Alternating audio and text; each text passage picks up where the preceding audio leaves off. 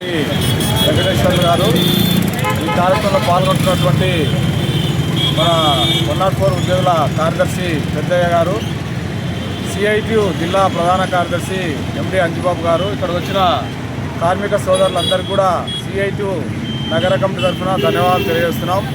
ఈరోజు 104 ఉద్యోగుల రాష్ట్ర కమిటీ ఇచ్చిన పిలుపులో భాగంగా ఈరోజు జిల్లా కలెక్టర్ కార్యాలయం దగ్గర గాంధీ విగ్రహం దగ్గర కొవ్వొత్తులు వెలిగించి శాంతియుత పోరాటానికి ఇక్కడ చేయడం జరుగుతోంది.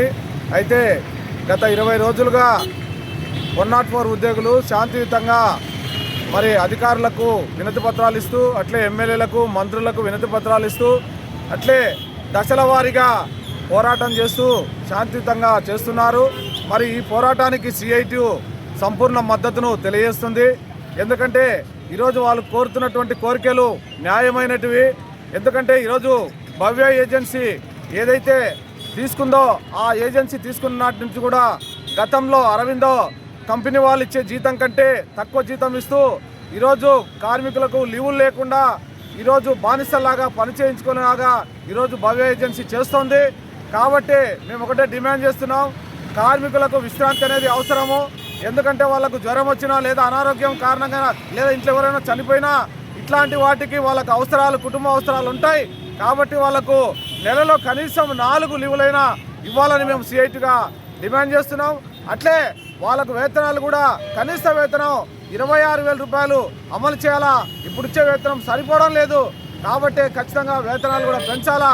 డివోర్స్ కూడా ఇంతకుముందు ఎవరైతే డ్యూటీ చేస్తున్నారో వాళ్ళకు 5 సంవత్సరాలు పూర్తయిన వాళ్ళకు జీవో నెంబర్ 7 ప్రకారం కూడా వేతనాలు పెంచి ఇవ్వాలా. ఈ రకంగా వాళ్ళు అడుగుతున్నటువంటి న్యాయమైన డిమాండ్స్ను మేము సిఐటిగా సంపూర్ణంగా బలపరుస్తున్నాం.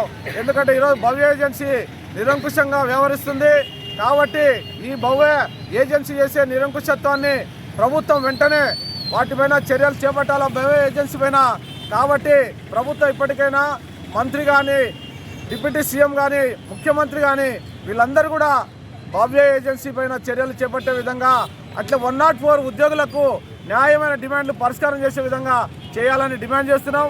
అట్లే 104 ఉద్యోగుల ఎవరైతే కార్యదర్శి, రాష్ట్ర కార్యదర్శి రాంబాబు ఉన్నారో ఆయనని ఈరోజు వాళ్ళ డిమాండ్స్ అడిగినందుకు ఆయనను సస్పెండ్ చేసి ఉద్యోగం నుంచి తీసేశారు.